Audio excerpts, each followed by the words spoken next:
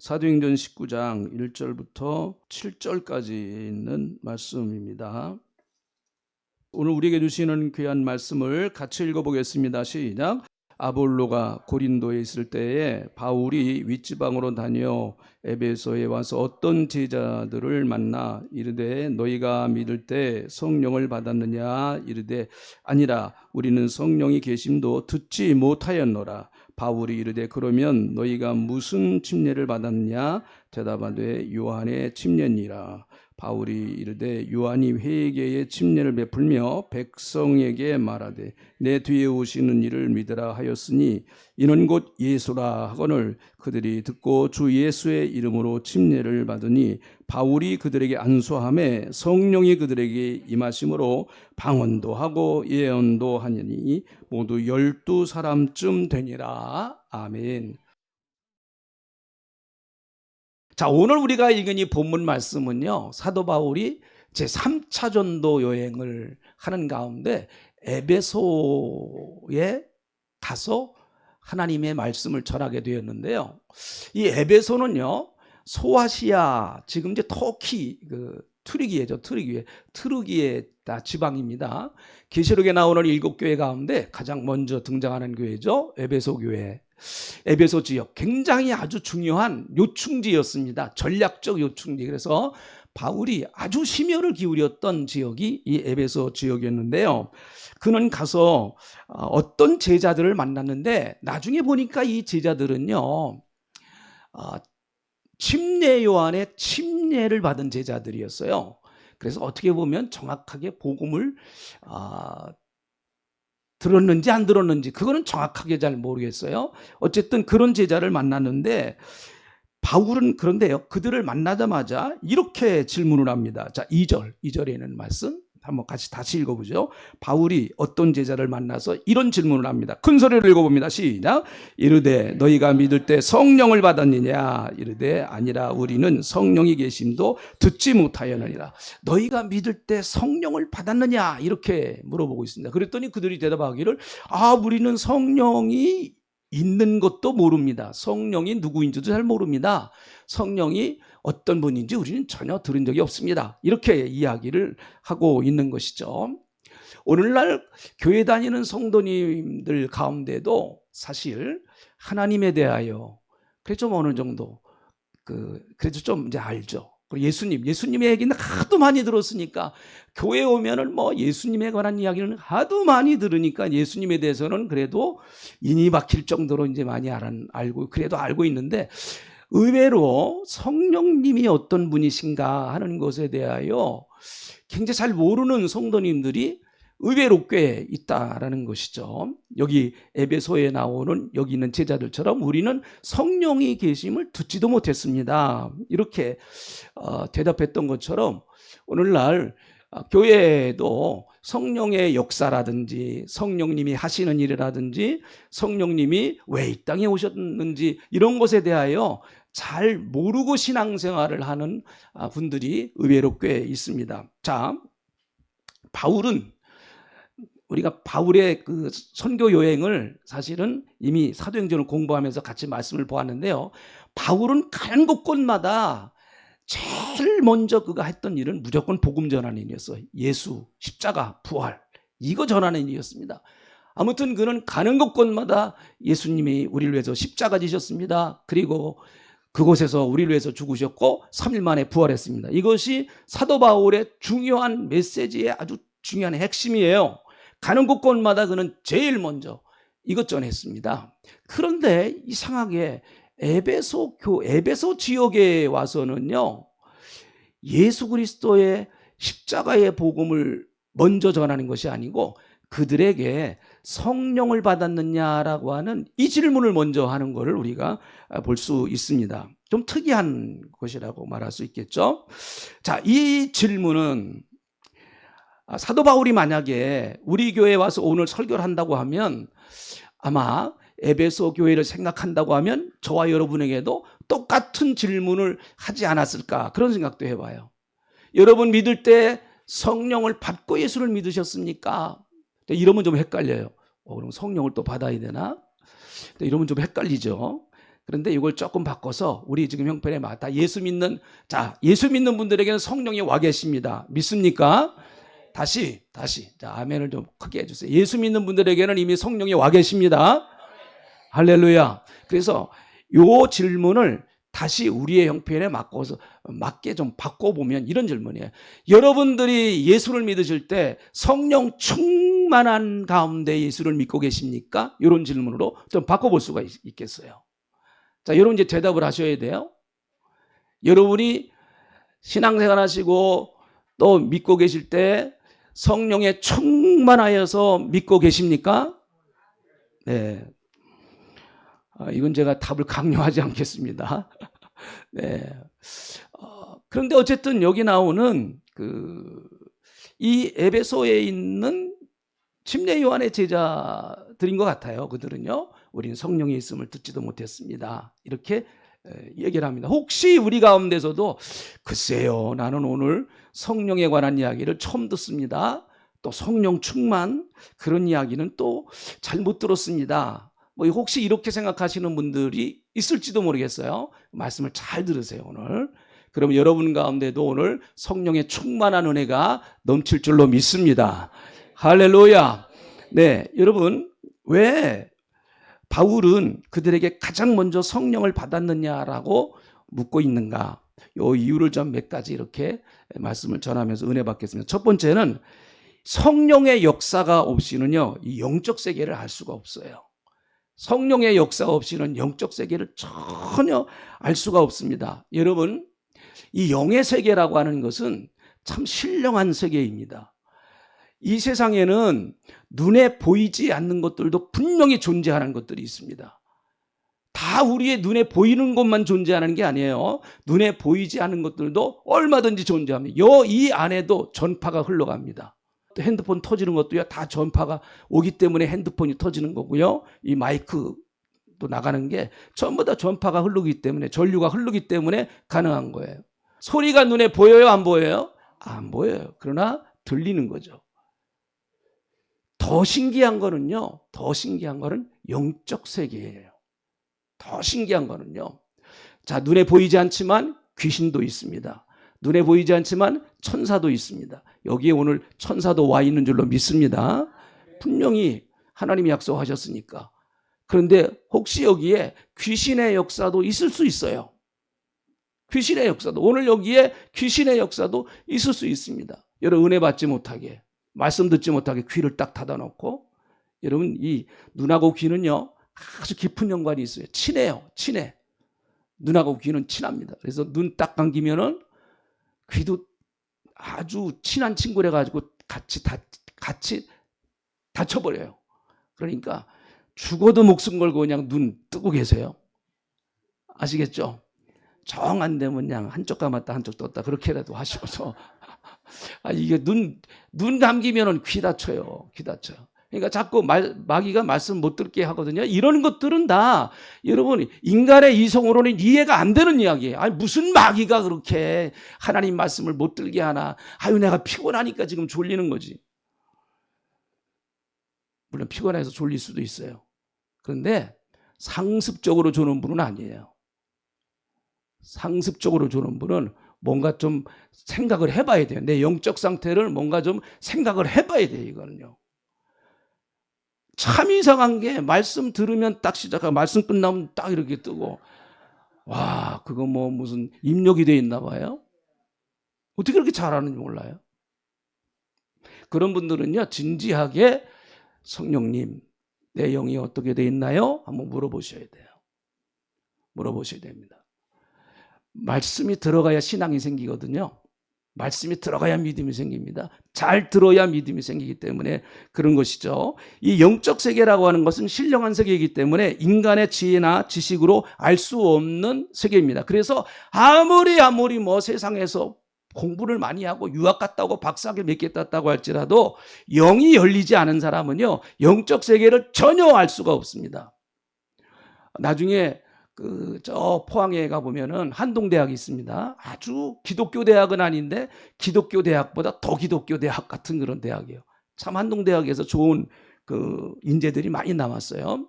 그런데 한동대학의 초대 총장이 김용길 장로님입니다.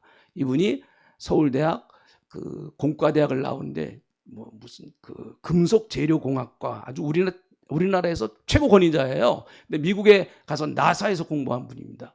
근데 나사에서 이렇게 가서 근무를 하다 보니까 왜 점심시간에 사람들이 뭐 어디 가더래요. 그래서 저분들 어디 가나? 아니 어디 가요? 옆에 있던 친구에게 물어보니까 저 사람들 점심시간에 예배 드리러 간다고. 충격을 받았어요. 아니 나사가 어떤 곳입니까? 세계에서 제일 똑똑한 사람들이 모인 곳이 나사가 아니에요. 제일 이 머리가 비상한 사람, 정말 천재들만 모인 곳이 나사가 아닙니까? 아니 근데 그런 사람들이 무슨 예배를 드려? 하도 이상해갖고 자기가 한번 가봤다는 거예요. 그래서 걸려들었어요, 그분이. 예수님께. 그래가지고 한국에 이제 박정희 대통령이 한국으로 와서 우리나라에 이 과학진흥청을 좀 세워달라 해갖고 그분이 주도가 돼서 과학진흥청이 세워졌고요. 그리고 나서 그분이 이제 믿음이 들어가서 한동대 초대 총장이 됐어요. 고생 엄청나게 했습니다. 한동대 세우느라고 굉장히 고생 많이 했어요. 지금은 이제 천국 가셨는데요. 여러분, 도저히 가서 처음에 예배를 드리는데 이해가 안 되더래요.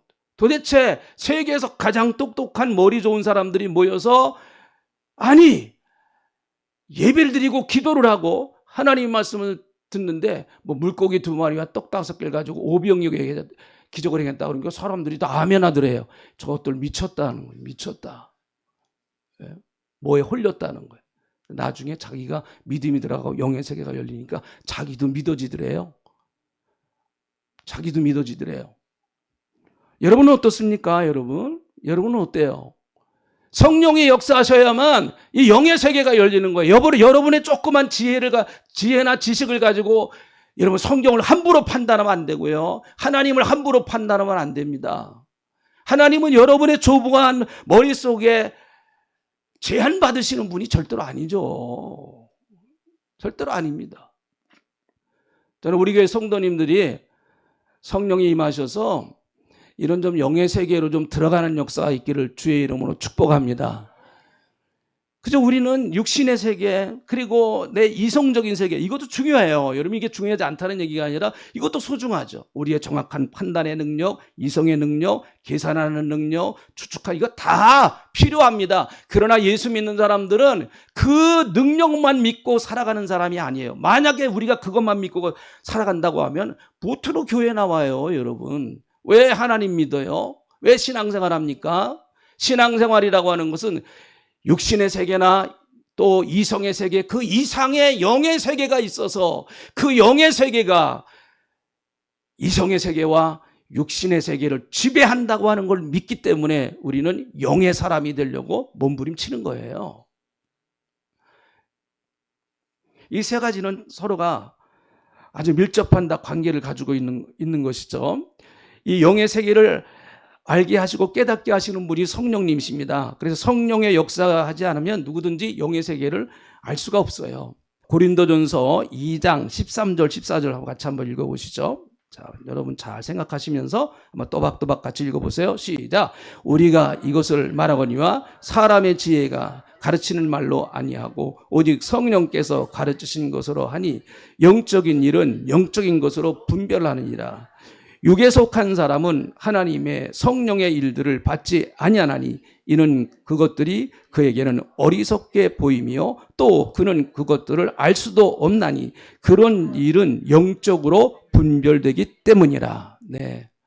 육의 사람들은 영이 열리지 않은 사람들은 영적인 사람들이 하는 얘기나 영적인 사람들이 하는 일들에 관해서 어리석게 보이는 거예요. 저 사람들 멍청하다는 거죠. 그렇게 생각이 없나? 여러분, 교회 다니지 않는 남편이 자기 교회를 나가려고 하는 자기 부인한테 공통적으로 하는 얘기가 있습니다. 다니긴 다녀. 그런데 뭐 하지 마라? 미치진 마라. 예? 미치진 마라. 너무 푹 빠지진 마라. 다 그렇게 얘기를 합니다. 어떻게 해서 그래 교회는 다니게 할 수밖에 없는 상황이 왔어요. 그래 교회 다녀. 그래 교회 다니는데 제발로 그 광신도 되지 마. 미쳐서 날뛰지 마. 난 그런 건 못 봐. 그런데 그 남편이요, 대부분 보면 그래요. 그 남편이 나중에 부인의 전도를 받아가지고 신앙이 들어가면요, 그 부인보다 더 미쳐 날뛰어요. 그 부인보다 더 미쳐 날뜁니다. 제대로 믿음만 들어가면. 참 영의 세계를 모르면은요, 자꾸 육신의 것을, 인간의 이성만 가지고 판단을 합니다. 인간의 이성만 가지고 판단해요. 인간의 이성이 대단히 중요합니다. 하나님이 그것도 주신 선물이에요. 그러나 인간의 이성은 상당히 타락을 했어요. 상당히 타락했습니다. 그래서 제가 여러분들이 몇 번 여기 주일학교 특별히 어린 자녀들, 학교 다니게 하는 어린 자녀들 있지 않습니까? 걔네들 신앙으로 열어주지 않으면 대학 나오면 반드시 하나님 떠나요. 반드시 떠납니다. 거의 90% 이상 떠납니다. 왜요? 이성에 관한 이야기만 잔뜩 들어오니까 지혜, 세상의 지혜, 이성만 이렇게 커지게 해버리니까, 이성이 이렇게 커버리니까 영의 세계는 하나도 안 보이니까 하나님이 어디 있어? 참 너무 안타까워요. 우리 부모님들 참, 여기 특히 어린 자녀들 두고 있는 부모님들이 이거 진지하게 생각을 해야 돼요. 부모님이 교사가, 성경 교사가 돼야 돼요. 부모님이. 나중에 커서 후회하지 말고, 나중에 여러분 커가지고 다 커서 대학 갔을 때 나 교회 안 다녀, 이럴 때 여러분 피눈물 흘리지 말고 어려서부터 부모가 영적 교육을 시켜야 돼요. 그래서 어려서부터 영을 열어줘야 됩니다. 자녀들의 영을 열어줘야 된단 말이죠. 네? 정말 내 젊은 엄마들한테 꼭 부탁드려요. 이건 저도 너무 늦게 깨달았어요. 저도. 네? 많은 실패를 한 경험에서 나오는 얘기예요. 이건 정말로 제가 목회하면서 많은 실패를 한 경험에서 나온 얘기예요. 똑같은 전철을 밟지 말라는 거예요. 젊은 엄마들. 예? 자녀들 똑같은 그렇게 만들지 말라는 거죠. 어떤 사건이 벌어졌을 때 여러분, 성령이 임한 사람은 하나님도 믿어요. 귀신과 마귀가 있다는 것도 압니다. 천국과 지옥이 있다고 하는 것도 믿어요. 어떤 사건이 벌어질 때 그것을 영적으로 해석할 수 있는 능력을 성령님이 주십니다.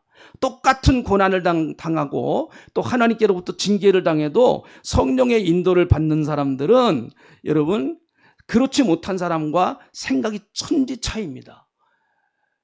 어려움 당하고, 예수 믿는 사람들은 어려움 당하고 고난이 오고, 그것이 내가 실수해서 찾아오는 고난이든 또 하나님의 징계로 찾아오는 고난이든 또 이유도 모르는 어떤 고난이 찾아왔든 성령의 사람들은 여러분 그것을 영적으로 해석해낼 수 있는 능력이 있어요.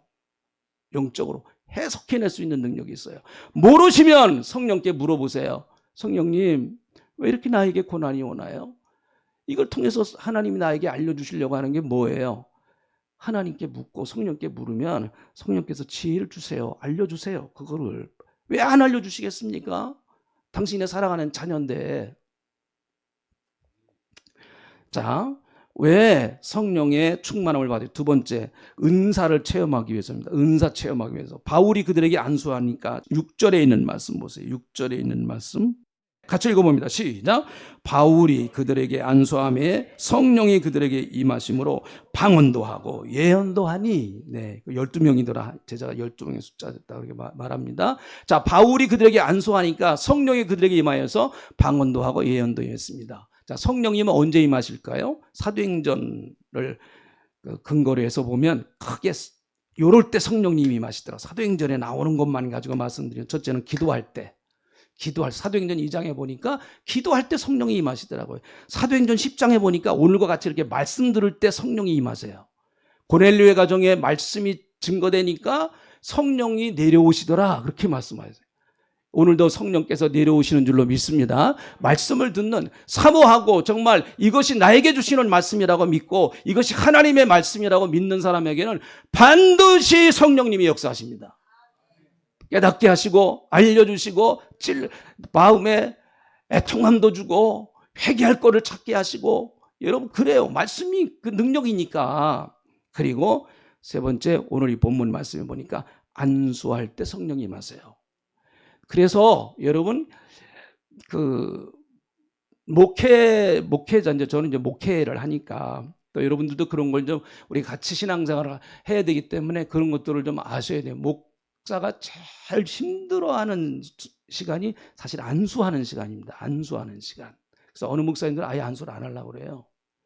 너무 이게 영적으로 굉장한 그 에너지가 소비되기 때문에 그런 거예요. 자, 그래서 절대로 안수라고 하는 것은 몸과 몸이 연결되는 순간입니다. 이게 영이 흘러가는 순간이 영이 흘러가 버리거든요. 영이. 그러니까 대단히 조심해야 돼요. 그래서 혹시 여러분 뭐 어느 집회에 참석하신다든지 기도원에 가신다든지 할 때 그 목사님이 아주 그 복음적이고 그리고 또 이단이 아닌 건강한 교회 목사님한테 안수를 받으셔야 돼요. 뭐 이상한 목사한테 안수를 받으면요 그 영이 확 들어와 버립니다. 저 그런 거 봤어요. 그러니까 대단히 조심해야 돼요. 그런 것들 아무한테나 막 안수 받으려고 그러면 이게 안 됩니다. 검증된 분들한테 안수를 받으셔야 돼요. 자, 어쨌든 안수할 때 성령이 임하셨는데 두 가지 은사가 임했죠. 방언의 은사 그리고 예언의 은사. 방언의 은사는 성경에 방언은 두 종류의 방언이 있습니다. 사도행전 2장에 나오는 통역이 필요 없는 방언이 베드로가 그냥 쫙 설교를 하니까 그 당시에 한 15개 지역에서 온 사람들이 자기 나라 말로 다 알아들어 버렸어요. 아, 이런 방언을 하면은 뭐 영어 같은 거 안 해도 중국어 같은 거 안 해도 참 좋은데. 근데 이런 방언은 사도행전 2장 한 번 딱 나와요. 그 위에는 다시는 없습니다. 지금 우리가 하는 우리 교회 성도님들도 방언하시는 분들이 상당히 되어 보니까 제가 볼 때는 반 이상은 방언을 하시던데 방언 지금 우리가 하는 방언은 고린도전서 14장에 나오는 방언이에요. 자, 고린도전서 14장 2절 한번 읽어보시죠. 방언에 대한 이야기입니다. 같이 읽어보죠. 시작. 방언을 말하는 자는 사람에게 하지 아니하고 하나님께 하나니 이는 알아듣는 자가 없고 영으로 비밀을 말함이니라.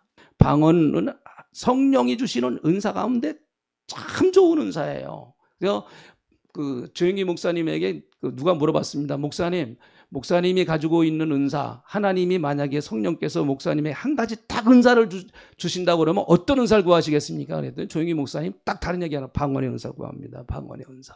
나는 방언의 은사를 구하겠습니다. 그런 얘기를 하셨어요. 아주 유명한 얘기입니다. 왜 그런가 하면 방언의 은사는 모든 은사를 들어가는 문과 같은 역할을 하기 때문에 그래요. 문과 같은 역할을 하니까. 성경에 은사가 많지 않습니까?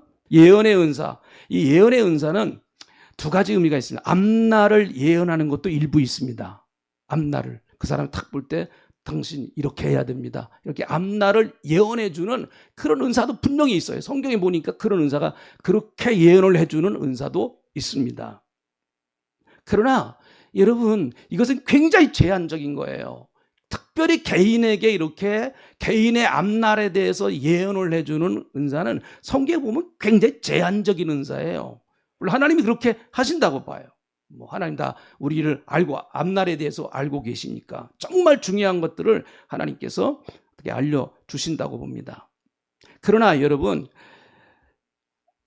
이 예언이라고 하는 것은 말씀으로 권면하고 말씀을 전하고 말씀을 통해서 하나님의 뜻을 미리 알려주는 거예요. 자, 예수 믿지 않으면 어떻게 돼요? 그게 미래에 대한 사건이잖아요. 예수 믿지 않으면 반드시 지옥 갑니다. 예언이에요. 예언.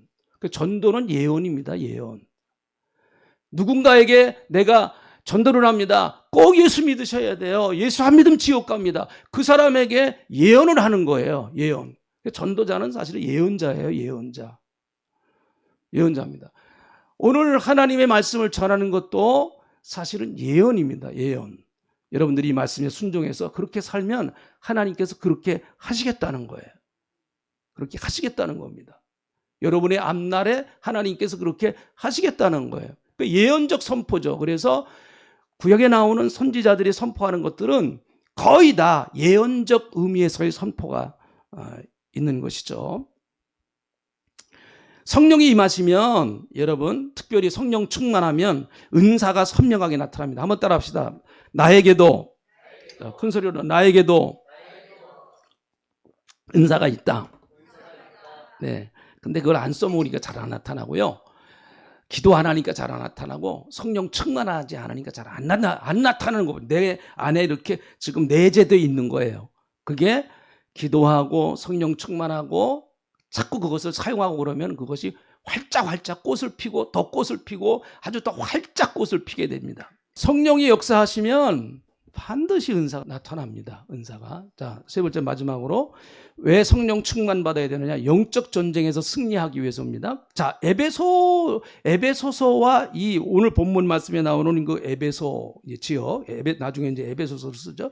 근데 사도 바울이 에베소서 5장 18절에 보면 너희는 술 취하지 말라 이는 방탕한 것이 너희는 성령의 충만함을 받으라 그렇게 얘기를 합니다. 특별히 에베소 교회를 향해서 성령에 관해서 굉장히 강조를 많이 해요. 그리고 에베소서 6장에서 전신갑주를 입고 마귀와의 영적 전쟁을 하라 이렇게 얘기를 합니다. 왜 에베소 지역에 특별히 그렇게 했을까? 에베소 지역은요, 대단히 영적으로 혼탁한 지역입니다. 대단히 영적으로 혼탁한 지역에 이 큰 아데미 신전이 있어가지고요. 이 아데미 신전이 그 당시에 세계 7대 불가사의 중에 하나였습니다. 얼마나 신전을 크게 지어놨던지, 아니 저것을 어떻게 사람이 지을 수 있을까? 마치 스핑크스 같이 그렇게요. 이 스핑크스 같이 어떻게 저걸 사람이 지을 수 있을까? 그 정도의 신전이 이 에베소 지역에 있었어요. 거기에는 한 1000여 명의 이상이 되는 여자 그 사제들이 있었는데, 이 여자 사제들은 주로 성관계를 하면서 돈을 버는 여자들이었어요. 그러니까 이 지역 자체가 굉장히 도덕적으로 타락하고 영적으로 타락했던 지역이었습니다. 그런데 대단히 에베소 지역은 복음 확장에 대단히 중요한 지역이에요. 그래서 사도 바울이 그곳에서 거의 한 3년 동안 목숨 걸고 복음을 전하고 영적 전쟁을 합니다. 그래서 에베소서를 보면 에베소서 맨 마지막 6장이 영적 전쟁으로 끝나요. 그래서 에베소서를 우리가 교회론이라고 그러잖아요. 교회론이다. 교회가 마지막 해야 될 것이 뭐냐? 교회가 마지막 할 일은 마귀와의 영적 전쟁이다. 영적 전쟁. 자, 에베소서 6장 11절부터 12절 같이 한번 읽어보시죠. 자, 한번 읽어봅니다. 맨 마지막 장이죠. 에베소 6장이. 함께 읽어봅니다. 시작. 마귀의 관계를 능히 대적하기 위하여 하나님의 전신갑주를 입으라. 우리의 씨름은 혈과 육을 상대하는 것이 아니요 통치자들과 권세들과 이 어둠의 세상 주관자들과 하늘에 있는 악의 영들을 상대함이니라. 네. 마귀와의 영적 전쟁에 승리하려면 마귀를 이길 수 있는 능력이 우리에게 필요하죠. 우리는 못 이겨요, 절대로. 그러나 성령의 능력을 받으면 우리는 마귀와의 싸움에서 백전백승할 수 있습니다. 여러분, 우리 모두 다 우리 교회가 올해 성령 충만하고 여러분 한 분 한 분이 성령 충만해서 정말로 우리가 영적으로 올해 승리하는 한 해가 되시길 주의 이름으로 축복합니다. 여러분, 이 영적 전쟁이라고 하는 것은 마귀는 하나님의 나라를 확장하는 것을 어떻게 해서든지 반대합니다. 막으려고 그러고, 그리고 전도 못하게 만들고, 그리고 또 교회가 은혜스럽지 못하게 하고, 교회에 자꾸 분쟁이 일어나게 만들고, 이게 다 악한 영의 역사거든요. 그래서 우리가 이 악한 영의 역사, 악한 영과 영적 전쟁을 해야 돼요. 이게 우리의 운명이에요. 예수 믿는 사람의 운명입니다, 운명. 내가 늘 여러분들에게 말씀드리잖아요. 나는 마귀 싫어요. 나는, 야, 마귀야, 난 너 상대 안 할래. 나한테 오지 마. 소용없습니다. 내가 상대를 안 하려고 해도 마귀가 달려듭니다. 이건 싸워서 이기는 수밖에 없어요. 마귀는 달래서 도망갈 존재가 아닙니다. 비유 맞춰서 떠나가야 될 존재가 아니에요. 마귀는 싸워서 이겨서 물리쳐야 돼요. 그렇기 때문에 성령의 능력이 필요합니다. 저는 우리나라가 지금 당면한 가장 큰 문제가 저출산 문제잖아요. 이 저출산, 이 영적, 난 사실 이것을 저는 목회자이기 때문에 이거 영적 전쟁이라고 생각해요. 우리 예수 믿는 사람들이 싸워야 할 정말 영적 전쟁이다. 그래서 지금 기독교 교회에서는 출산 장려 운동 계속 강조를 하고 있고, 각 교단마다 교회가 먼저 앞장서서 출산 장려하자. 만약 교회가 출산을 장려해서 교회 성도들이 만약에 아이를 더 많이 출산하는 것이 세상 사람들에게 인정만 받는다고 하면 교회는 전도가 그냥 될 수 있어요. 우리나라의 가장 심각한 문제를 교회가 해결할 수 있다. 이 대안만 교회가 내놓는다고 하면 세상 사람들이 교회 욕하겠습니까? 아마 조금 실수해도 그래 아이고 교회 건들지 마. 교회 건들지 마. 교회 굉장히 큰 일 하고 있어. 나라를 살리는 일을 하고 있어. 이런 모든 것들을 우리는 나라를 위해서 정말 기도하고 약한 영들이 더 이상 우리나라에 역사하지 못하도록 우리는 계속 기도해야 되겠습니다. 자, 우리 교회가 올해 다시 성령 충만한 그런 교회가 되기를 주님의 이름으로 축복합니다. 기도하겠습니다. 하나님 고맙습니다. 오늘 우리에게 다시 성령 충만하라고 말씀하신 주님, 너희가 믿을 때 성령을 받았느냐라고 말씀하신 주님, 주여, 저희는 영적인 세계를 잘 모릅니다. 우리의 인간의 지혜를 가지고는 도저히 하나님이 어떻게 일하시는지 잘 모릅니다. 성령님, 영의 세계를 열어주시고 이미 우리에게 성령께서 주신 은사를 잘 활용할 수 있도록 성령님 우리에게 충만하게 역사하시고, 우리가 하나님 나라 갈 때까지 마귀와 영적 전쟁을 해야 되는데 주님, 이 전쟁에서 반드시 우리가 이길 수 있도록 성령의 충만함을 교회와 성도인들 가정가정마다 하나님 한 분 한 분에게 올해 넘치게 부어 주시옵소서. 감사합니다. 예수님의 이름으로 기도하옵나이다. 아멘.